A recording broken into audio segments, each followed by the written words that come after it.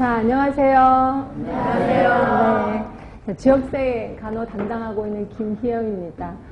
여러분들한테 지역사회 간호하면은 뭐가 생각나세요? 라고 얘기하면 대부분이 어렵다. 그죠? 뭘 외워야 되는지도 모르겠다. 그죠? 그리고 뭘 포기해야 되는지도 모르겠고, 또 외우라고 해서 외웠는데 이거를 시험 문제에 어떻게 적용하는지도 모르겠다. 그래서 어떤 때 보면은 시험 문제 이렇게 해서 이게 답이잖아요. 이런 게 이론이 있잖아요. 그러면 아, 이게 여기에 적용이 돼요. 라고 하신 분이 굉장히 많아요.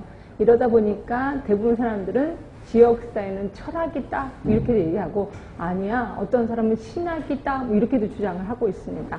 그런데 지역사회 간호를 전공하는 제 입장에서는 분명히 지역사회는 외울 게 따로 있습니다. 그래서 저는 크게 4가지로 접근에 들어갈 거예요. 자, 하나는 반드시 외워야 될 게 있습니다. 자, 반드시 외워야 되는 거. 이걸 외워야, 이걸 암기해야 그 다음에 국시로 들어가셔야 돼. 근데 이거를 외우지도 않고 국시에 들어갔다. 그럼 당연히 떨어질 수밖에 없는 거죠. 그럼 이걸 반드시 외울 걸 다 외우면 어떻게 되느냐? 50% 정도는 맞을 수가 있을 거예요. 그래서 저는 이론 부분 우리 2달 하는데 2달 내내 이거를 제가 계속 부각을 시킬 겁니다. 그래서 어떻게 할 거냐면, 일단 제가 수업을 50분 하고 10분 쉴 건데 50분, 한 45분 정도 하고 45분, 한 40분 정도 이론을 하고요. 그 다음에 제가 오늘 나눠드릴 유인물이 있을 거예요. 유인물을 보시면 가로놓기가 되어 있을 거예요. 근데 가로놓기에는 바로 가로에다 답을 쓰지 마세요. 왜냐하면 이걸 가로 안에 답을 쓰면 이게 일회용밖에 안 돼요. 그래서 다른 포스트잇에다 답을 쓰셔서 그 다음에 지나다니면서 길거리 다니면서 이걸 들고 다니면서 쭉 머릿속에 생각하는 거예요. 그래서 항상 공부는 책상에 앉아서 하는 게 아니라 동량 공부, 지나다니면서 하는 겁니다. 이래야 머릿속에 좀 많이 암기가 되거든요. 그래서 요거를 하시고, 그 다음에 그 뒤에 보시면, 우리 책에도 보시면, 책에 몇 쪽이냐면 19쪽인가요? 필수 문제가 있어요. 자, 필수 문제 보이시죠? 그래서 40분 이론하고 가로놓기 하고 필수 문제 할 겁니다.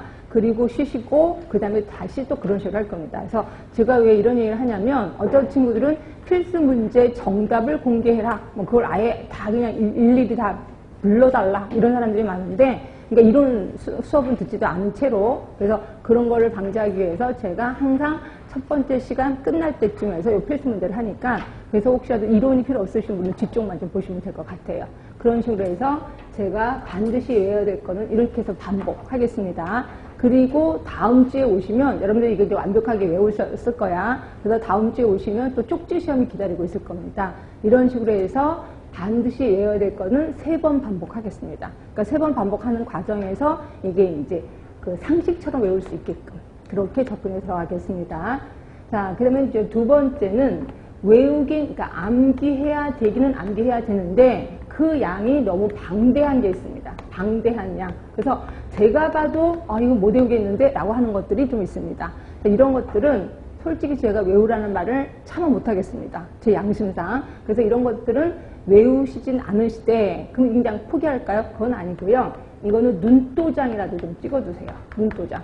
그 눈도장을 어떻게 찍느냐? 시험 보기 한 달 전부터 이걸 요약 정리를 하든지 뭐 복사를 하든지 아니면 뭐 핸드폰에다 저장을 하든지, 그래서 그냥 시간 나는 데 한 번씩 보는 겁니다. 그걸 한 번씩 읽어보세요. 이렇게 해서 보면 눈도장이 찍혀질 거고, 요게 현장에 가면 그대로 머릿속에 또 우연찮게 떠오를 때가 있습니다. 그래서 이런 것들은 이런 식으로 눈도장에서 맞으면 다행인 거고, 틀려도 그냥 괜찮다, 뭐 이런 식으로 접근하겠습니다. 그 다음에 이제 세 번째는 포기해야 되는 문제들이 있어요. 포기해야 되는 문제. 자, 이거는 제 이제 전공하는 사람 입장에서 볼 때는 되게 중요해요. 근데 여러분들이 너무 힘들어 하더라고요. 그래서 저는 이 부분을 포기하자, 과감하게. 그래서 이 부분에 대해서 여러분들이 설명을 해달라면 해줄 수는 있지만, 근데 여러분들 되게 힘들어요. 꼭 이 부분을 하다 보면 꼭 졸게 되더라고요. 그래서 이 부분은 그냥 과감하게 포기를 하겠습니다. 그래서 제가 얘기를 하겠습니다. 이 부분은 그냥 포기하세요. 이렇게 얘기를 할 겁니다. 그러니까 여러분들은 그렇게 하시면 되고요. 그 다음에 이제 4번째는 이제 사례 접근이라고 해서 대부분 이쪽의 문제가 점점 많이 나오는 추세입니다. 그래서 사례, 예를 들어서 어느 집에 방문을 갔다. 그 집에 가면 뭐 결핵 걸린 사람도 있고 아이들도 있는데 이럴 때 간호사 어떻게 해야 되느냐, 이런 식으로 사례 쪽이 있을 겁니다. 근데 대부분 우리가 대한민국 국민이고 그 다음에 간호학과 4년을 다녔으면 충분히 풀 수 있는 문제예요. 이건 감으로, 촉으로 뽑을 수 있는 문제입니다. 그런데 이거에 걸리는 사람들이 있더라고요. 누구냐면 어린 시절을 외국에서 보낸 사람.